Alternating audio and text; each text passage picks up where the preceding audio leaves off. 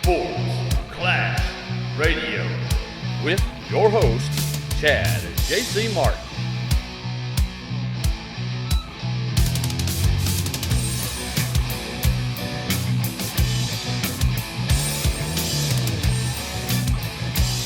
Welcome everybody to another edition of Sports Clash Radio. We're talking college football. It's week 11 already. Lots of things happened this past weekend, and I got to say, we didn't have as many upsets this weekend as we had the weekend before, but we had 3-1 that was really big. I think that I don't think anybody really expected it. Now you did mention that Texas A&M wasn't deserving of that number 4 slot. Right. Not that they're not good, but they didn't deserve to be number 4 in the college football playoff. And they lost to an unranked Mississippi State team who only had up to that point 3 wins all season and lost that game by a touchdown. I didn't really watch the game because to me it was one of those games that I wasn't going to watch because I thought, well, that's a gimme. There were so many other games to really grab to watch and see what was happening with these top teams. But that one of them, when I turned back over there, all of a sudden they're just getting the brakes beat off of them. And tried to pull it out at the end, but had just dug too big of a hole for themselves. Too little, too late. Yeah. Florida lost big to Arkansas. Nobody in that SEC division wants to win, apparently. Well, it's just that's the thing. Year in and year out, the East is trash while the SEC West is really strong. Yeah, all the good teams are in the West, and the poor teams are in the East, and they're the sacrificial lamb to whoever that West team is going to be, which at this point, after Saturday night, really looks like Bama. I think LSU was the one that could give them a big scare. That was a great defensive football game.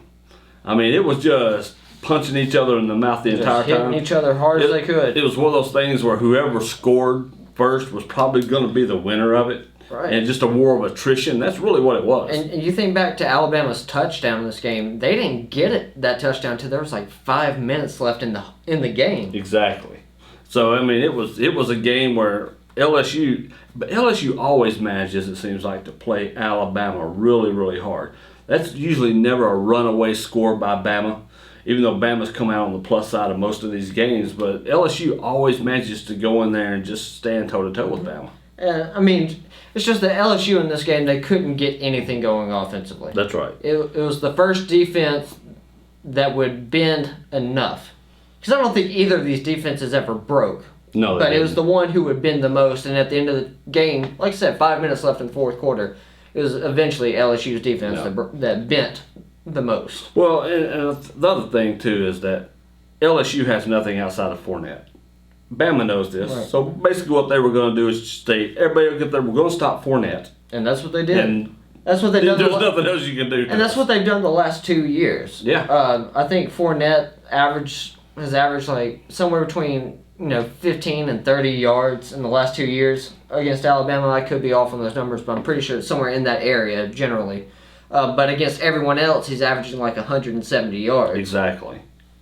So it was just one of those games. It was a really good game. Ohio State obliterated Nebraska.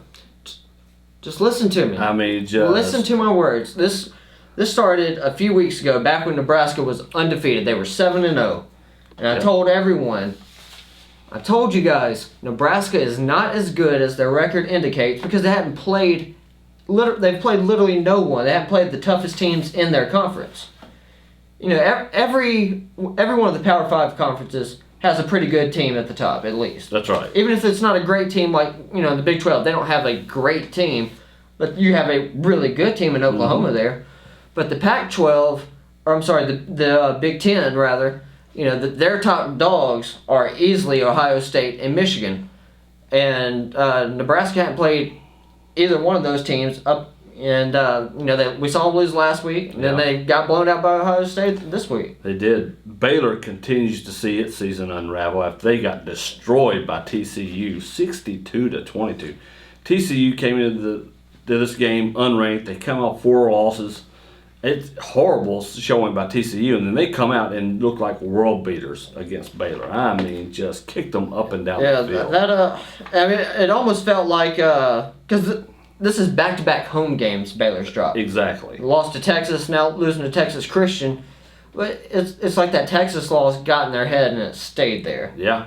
I mean, they just looked horrible all night long. And one of the things that came out of the weekend, though, and we're about to start talking about this playoff selection.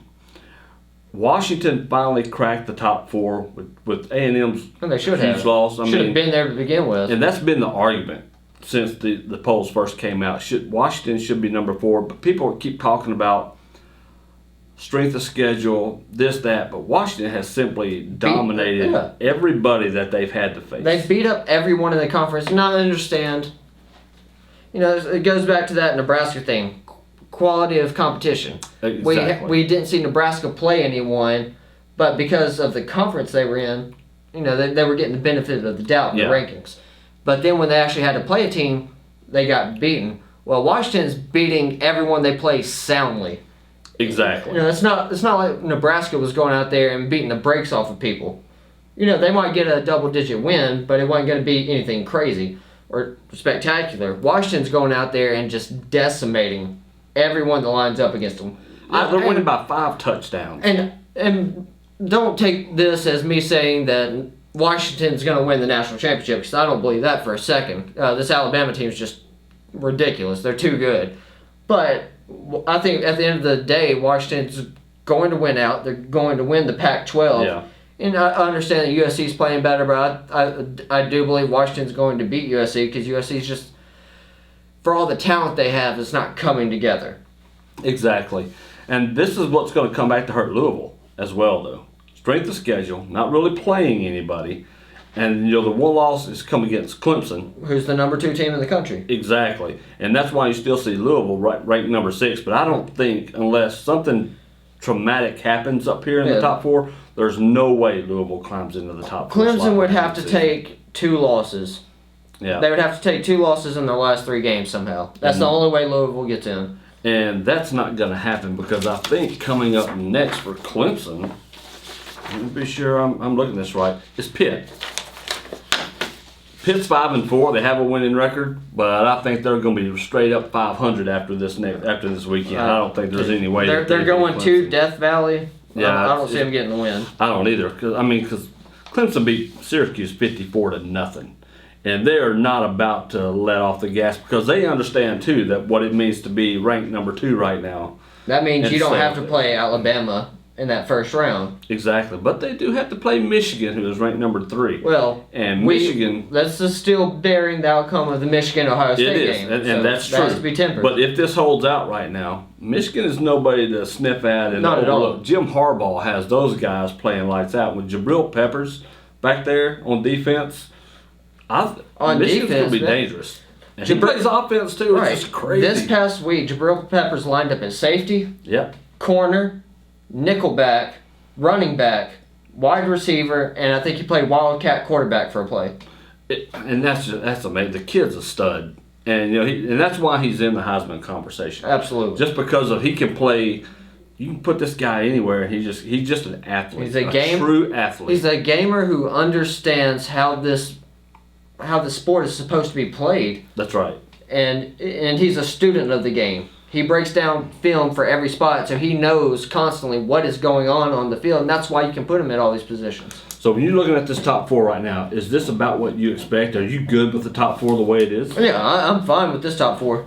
I thought that A&M thing was a load of garbage, but I'm fine with this. I think most of the people thought that as well, but I agree. I'm glad to see Washington up there. They deserve it. They've played like they belong in the top 4. Now, if Washington loses, bump them out. Exactly. I get that, but they haven't lost. No, they haven't. They haven't lost. They're the king of a Power 5 conference right now. They deserve to be there. Exactly. Let's get into Pick'em, speaking of that, because I was looking through this and looking at what's coming up this weekend. I got to tell you, there's not a lot of games on here that are interesting. No, there really isn't. You look at these games, like we have, Western Michigan is playing Kent. That's tonight actually. As we're doing this on a Tuesday night, they're actually playing tonight on election night. And at one point, Kent was up on them early in the game. Let me check I think the score it was here. 14-0 when I looked at this score earlier. 14-0 Kent? Yes. That's insane.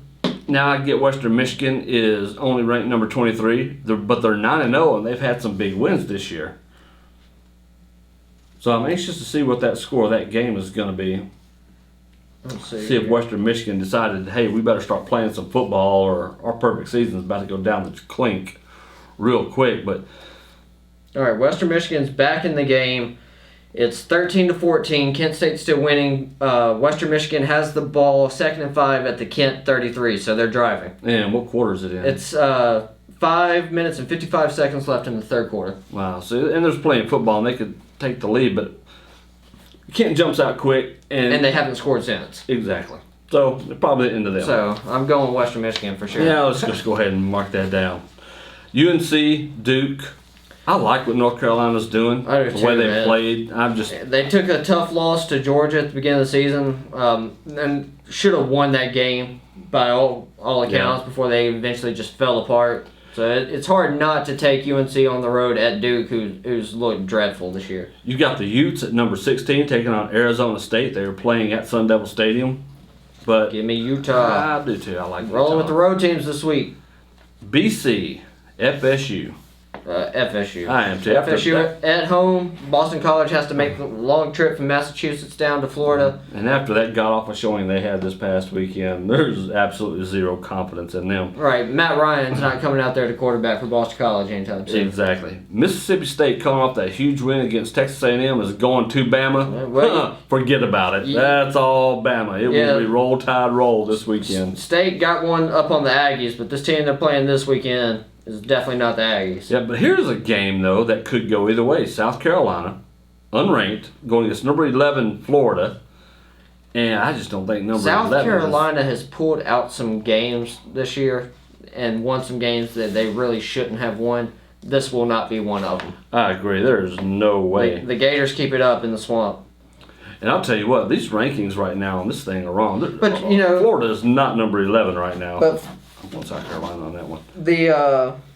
You're rolling with South Carolina on this one? Yeah, I'm going South Carolina for the upset. The SEC East is still up for grabs. Yes. Florida has 3 conference games to close out the year. That's They've right. got South Carolina, LSU, and I believe, if I'm not mistaken, it's either Vanderbilt or Missouri. I can't remember off the top of my head. Kentucky only has to play Tennessee. Yep. That's their last conference game.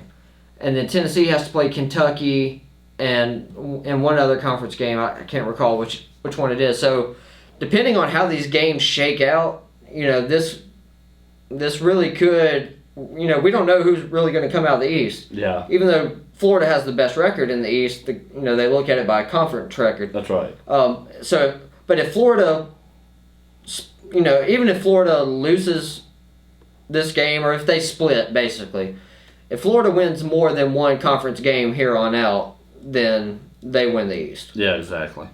Sad as that is to say. Kentucky would have to beat Tennessee and have Florida drop some games in order to win. That's right. The East. You got Penn State 7-2 versus Indiana. Give me those Nittany Lions. I swear, it's good to see them. Things back are up rolling there. with James Franklin. He's finally getting it together. The plummeting Baylor Bears taking on Oklahoma. I'm going Oklahoma. Yeah, And they're playing the it. Sooners have been playing well. Baker Mayfield's he's throwing the ball all over the field for ridiculous amounts of yards. But as we know about the Big 12, that's their style. No one plays defense in the Big 12. Baylor is on their heels right now. They're reeling from back-to-back losses at home. Now they're going on the road to Norman. There's no way I see them getting a victory over Bob Stoops. Exactly. West Virginia 7-1 taking on Texas with 2 wins in a row. You know what? I'm picking my Longhorns. It's not going to be a popular decision, but yeah, I'm going to do it anyway. I think, at least they're playing right now lights out because they have nothing to really lose, and that makes the team dangerous. Well, yeah, and now they're fighting for a bowl game because it looked there for a second that they weren't going to get to one. Exactly. And they've got 3 games left. All they have to do is win one to go to a bowl game. That's right. Of course, they beat undefeated Baylor 2 weeks ago. They beat down Texas Tech this week, which the game was not as close as the score indicated. Yeah, exactly. I want Texas to pull the upset here. That's my upset But pick. man, teams are going to get upset this weekend. This is the one I'm picking. This is my upset pick. We already know I teams legitimately get don't know where to go upset with this every single week. The key is which ones are going to get upset. Like I said, that's my upset. That's the one I believe is going to be a big upset. I'm going Texas. I'm going to roll with Texas. I'm going to hook them. Clemson, Pitt. Clemson keeps rolling. Yeah. They know how much this means to stay in that top 4 right now. And I think, unlike Texas A&M, they're not going to look this in the mouth and go, well, we're going to underestimate anybody. I don't think that's how they're coached. They are coached to win football games. And I think it's going to continue right here. I'm going to pick Clemson because not only are they the better team with the better athletes, they have a Heisman contender on their squad, but they also have the coach with probably the most enjoyable name to say in all college football. Really, that's true enough. Dabo Swinney. Ohio State. Maryland. Ohio State's the truth. Yeah, Yes. they had the loss, but I think that was just a fluke thing. I think so too. If they lose to Michigan, that's not a fluke because Michigan's that good. Exactly. But That's different. Ohio State is a really good team, and if they do lose to Michigan, it's a shame that they're going to miss out on the college football playoffs. But they did it to themselves ultimately. But they're going to wipe the floor of Maryland. Exactly. Illinois, Wisconsin. The Wisconsin. Badgers. Auburn and Georgia. Georgia's offense looks inept at this point. They really do. Which is sad because they have 2 prolific running backs in Nick Chubb and Sony Michel. 2 guys that either one of them could go out there and get you 100 to 150 yards. The problem is in they any have no given game. passer. And so what happens is defenses are now stacking the box against these guys and not letting them beat them. I'm not going to take the dump on Jacob Eason just yet because he is a true freshman, pro-style quarterback. I think it's more a problem with the way that Coach Chaney, the offensive coordinator for Georgia, I think it's the plays that he's calling and the offensive style that he's running with the personnel that he has. Well, I have no doubt And he's it's not going to be a pretty good quarterback for him going forward. But like you said, he's a freshman. He's in there trying to learn this offense and get accustomed to it. And I just don't think now's the time for that. Right. I mean, it's not going to happen. I'm not saying they're beating Auburn. Yeah. Like, that's not going to happen. But I think more of Georgia's offensive struggles are on their OC more so than their players. So here's an interesting game. Texas Tech, Oklahoma State. Oklahoma State is ranked now. It's not interesting to me. I think Oklahoma State going away pretty easy. I mean, yes, they had that one bad loss to, I don't remember if it was Western Michigan or Central Michigan or one of the Michigan teams early on in the season. It was Western Michigan. But Oklahoma State, they were ranked coming into the season. I always felt like that they were going to be contenders. I mean, this team was in the Sugar Bowl last year with Ole Miss. Of course, Ole Miss is really fallen from glory. But I think this Oklahoma State team is going to handle business against Texas Tech. Georgia Tech, Virginia Tech. Could this be another upset game? It has the potential to. I think Georgia Tech's a little better than what their record indicates. Not much, though. But I think any team coached by Justin Fuente has an advantage. Just because I think Justin Fuente is a great coach, and I like the Hokies at home. Wake Forest, surprising 6-3, versus Louisville. No, Louisville keeps rolling. Give me Lamar Jackson all day. Exactly, because after the comments that their coach made, because being shunned on this playoff committee by saying, how much are we going to have to win by before we're taken seriously to get bumped up higher in this for the playoff. I think they are going to simply just try to score every time they have the football and not let up. Well, Bobby Petrino's been a coach in this game for a long time at this college level, and he should know that, you do have to win by a lot of points to get up in the rankings, but you also have to win games. Yep. And yes, they are winning games, but at the end of the day, you lost to Clemson in a game that you had to win. Yeah, and there's a couple of games they barely skated by. At the end of the day, they are Clemson. Yep. And you are Louisville. And the way people think about those schools are vastly different. So, the Clemson game, even though they barely lost it, that was one that they had to win, and that's why they will be on the outside looking in of this college football playoff. Yeah, I agree. LSU coming off that tough loss to Alabama, going into Arkansas. LSU is going to play angry. I think so, too. And I think Leonard Fournette, we're going to see him bounce back against Arkansas. Boise State, Hawaii. Give me the Broncos because the Rainbow Warriors are a train wreck. Yep. Ole Miss going to Texas A&M. Chad Kelly's gone for the season towards ACL. That was the offense for Ole Miss. they don't even keep it within 3 touchdowns. Yeah, I'm taking the Aggies big. Yeah, for sure. USC at 6-3, like you said earlier, they're resurging against number 5 Washington. Right. USC's bouncing back. They're taking on Washington, who is as hot as any team in the country right now, and playing at the level they're playing at. They're doing it consistently. Yes, they are. So I'm going to take Jake Browning and the Huskies at home against the USC Trojans. That's right. Yeah, Minnesota, Nebraska. Nebraska coming off that thorough beating. This is one of those I don't know about because these two teams, they're both 7-2. I don't think Nebraska is as good as they're ranked. They're ranked number 10 in the country. They're a top 10 team supposedly. You know what? I'm going with the Gophers. Wow. I'm only going to go with Nebraska because they're at home. I'm still not sure what that even means right now for them, honestly. I'm just going to pick them because it's more of an eeny, meeny, miny, mo thing for me. You got Michigan going to Iowa. I'm sorry, Iowa. Harbaugh. That's all you need to know. Harbaugh. Harbaugh Peppers. 2016. This there you go. dude. How's that for your election? Exactly. You got Colorado 7-2 going to Arizona. Hey, give me my Buffaloes. Buffalo's keeping it real. I love that Colorado's playing so well this year. And finally, we've got Cal going to WSU. You know, Mike Leach, he tore it up at Texas Tech forever as a head coach. I mean, they were a very prolific offense under him. We saw last week with the score of Washington State's game. I actually just had it in front of me. I was looking at it. They beat the brakes off of Arizona 69-7 last week. I mean, Arizona's terrible. I mean, they only have 2 wins on the season. Cal's not much better. But Cal got blown out by Washington last week. I think Washington State is going to give Cal another bad loss. Yeah, what is up with Washington? Yeah, that whole state is just rolling. Right. That's craziness. They got the Seahawks rolling right now. Yeah. The Huskies are rolling. Lots of good things happening over on that side of the country.